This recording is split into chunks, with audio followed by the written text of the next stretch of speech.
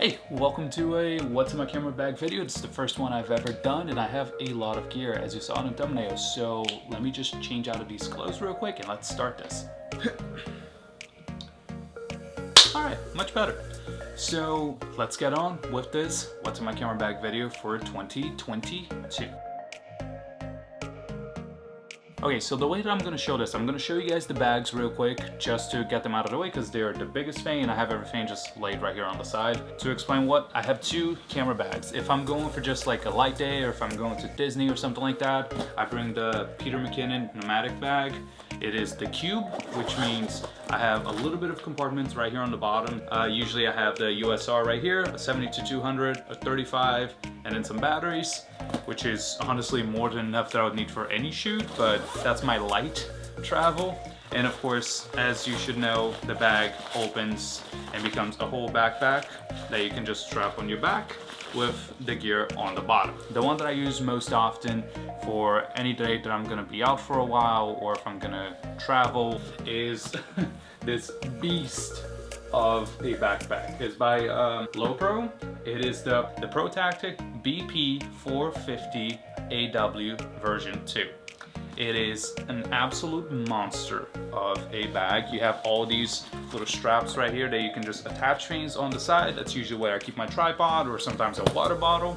On the little straps of the bag, I have a little capture clip right here, which I will just hang my camera on, and those are fantastic. And on the inside of the bag, you ready? I would never do that with the gear, it would just fall off. But this is how I have mine set up. This I just leave empty just in case I need to put a hoodie or something like that. And then I would have like camera, lenses, drone, whatever. But it's a massive bag, it's waterproof. And it also has a rain cover that is secretly on the bottom of the bag itself that you can just pull out. I just remembered the last time I used this rain cover, I was at the beach. I found a lot of sand. There's sand all over the ground now. I'm gonna have to vacuum this later. All right, onto the gear. This is the first item, which is the Xiaomi Gimbal S, which is a fantastic, super portable, super small little gimbal. Why am I not talking about it more? Because it broke. It's broken, I cannot fix it. I've been trying for months to get it fixed, unsuccessfully. This is fantastic, especially if you have a small gear setup. This will do a fucking amazing job. Next item. All right, the next stuff, I'm just gonna show a bunch of things kind of all at once just because it's all the small stuff.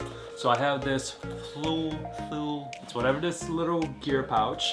That's where I usually store most of my little things. To start, I have these step up and step down rings because ND filters, they can be pretty expensive. So you buy the biggest one to fit the biggest lens and you can use that very big filter for any lens that you have. I have a bunch of these right here. I know it's hard to see, but they're essentially quick release plates and a quick release base. This one's by a company called Falcam. They have a little lock mechanism. You attach them on your tripod or whatever, and you can quickly just lock your camera into place and remove it with just a press of a button. And when they're locked, they're not going anywhere. I usually have these on my tripods. I used to have it on my gimbal, but RIP. And I really enjoy using it on my SwitchPod, which is my vlogging tripod, because it is super convenient to have it on the top right here. And all I have to do is just slide, do the video, take it off, put it in the bag. That way all the gear is safe. And the SwitchPod is also the next thing I will talk about. I could not recommend this enough, but it is built like a truck. It's ergonomic, so it fits on your hand really well whenever you're trying to vlog or just go for a video. You can flip it upside down, have those down low shots. This thing ain't moving nowhere. You cannot damage this for the life of you. It's fantastic. And also you go from vlogging to sitting down tripod back to vlogging. Probably one of my favorite pieces of gear that I have. And also I have right here a small rig little toolkit. Has all the little heads and everything that you would need. And this little thing is absolutely magic. Small rig cage setup for any bigger projects that I've had. Of course, I'll have the camera right here and just handle on the top, handle on the side, the cage itself. Can't go wrong with it. I have a Peak Design camera strap. I'll be honest, I don't use it. Why don't I use it? Because I trust the hand and fingers a lot more than the camera strap, because if that thing snaps, it's all gone. But I do have it just in case I ever get tired of holding the camera itself. This is a very compact, as you can see, tripod. It's by KF Concept and is the KF28. It is a very cheap tripod that also breaks into, after you screw it a couple of times, into a monopod. And this thing is absolutely amazing. I have no complaints about it, but this thing just fits on the side of my bag. It's not gonna kill me, and usually I can take it anywhere. Even Disney doesn't give me crap about bringing the tripods in. And it also expands into like oblivion. I know I'm talking a little fast about all these items. All these items are gonna be listed down below in the description. So anything that you see that you find interesting, just scroll down the bottom, you find it. Also, while you're down there, why don't you hit that little like, hit that subscribe. I have an ND filter and I have a polarizer by Freewell. They are a fantastic company. Their filters are all magnetic. So essentially you just put it on the lens and cap's gone, cap's on. An ND filter is used to cut off the light, so you can go from seeing to being like super dark to being not so dark. So whenever you're shooting on the sun, you can keep your settings all nice and neat. And the polarizer is used to essentially cut reflections for the most part. And I really like it because essentially it just makes the image look a little bit better. That just makes everything just look a little nicer, like a little more color. Battery charger for the USR was... I think I just broke it. Never mind, it's fine. It's a dual battery charger for the USR because I have to have extra batteries. I have about 4 of them. 2 of them I have, of course, always separate in this right here, and 2 of them I have in the battery grip, which I always have it on. I just put this on, I'll never run out of battery. I think it only happened once within these 2.5 years that I ran out of battery using a battery grip for like a whole day of shoot. Sometimes I do it for like 2 days and I still have battery. Water bottle, because you need it. Ooh, almost hit the laptop. AirPods, so whenever I'm shooting by myself, I don't go insane. I have this little SD card holder. I don't know who makes this, so this is the only thing that's not gonna be listed down in the description. There's plenty of options out there. Coca-Cola, not sponsored. Based on how much soda I drink, I probably should be. This is just a little notebook that I bought at a Coca-Cola store in Disney Springs. But it's just a little notebook for me to jot down ideas or places, locations, or just random things that I have to do throughout the day. Alright, with me right here right now, I have the DJI Mavic Mini. It is not the 2, it is not the 3, it is not the Mavic Air Pro or anything like that. It's just a regular Mini, probably the cheapest option, if I'm not mistaken, that you could have. It is a super compact drone, and because it is so small and so light, like literally it is the size of my hand, you don't need a pilot's license with this thing. I know it's not necessarily a pilot's license, it's a drone license, but you need to learn everything that a pilot needs, and I don't have time for that. So it's under 250 grams, so you can fly it pretty much anywhere. And of course it has its remote that you also get to fold, extra batteries. And also for the drone, I have just a couple polarizer filters. Crashed it once. I don't know how this is still alive. For microphone and audio, I have, of course, the Rode Video Mic Pro Plus. Why are the names so extensive? I don't understand. But essentially, this is just the wind filter for it. I'm using it right now. It is the best microphone that you could possibly get. The thing is an absolute beast. I have this SanDisk portable SSD, which all my photos go to, all my projects, all my videos, and then I upload from there. Oh, I'm getting a phone call. Be right back.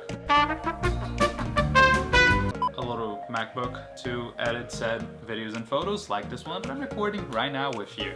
It is super light, and this thing to edit is a beast. Now I gotta text people. MacBook to edit, fantastic, 10 out of 10. Okay, so I have a Flashpoint FP57 as a light stand, Potix Raja Deep, that's what she said, 60 as my softbox on a Godox SLW60. That is a lot of names and a lot of numbers. Essentially, I have a professional video light, a softbox on a stand. All the links for all these three things are going to be in the description down below. Alright, as far as lenses, I have the 35mm right now because that's what I use for these kind of shots because I want a good separation between me and the stuff on the background. It is a not a 2.8, it's a 1.8 35mm. I love that lens, it's probably one of my favorites. I use that most of the time for videos like this or maybe for some street photography and sometimes some portraits. Next lens. A 1.8 50mm is the nifty 50, almost the first lens that every photographer should have. It is fantastic lens. It is super small, probably the smallest lens that I have, but I don't use it. I rarely use it. It was like the first one that I bought. It's like $100. Yeah, I mean, it's a great lens, don't get me wrong, but the nifty 50 look is not the look that I prefer. So all my lenses are RF lenses because I do have the EOS R, besides my vlogging lens, which is this one that I'm talking about right now. I have the EFS 10 to 18 millimeters, so it's super wide, but it's an EFS mount, so it's very, very small and very light.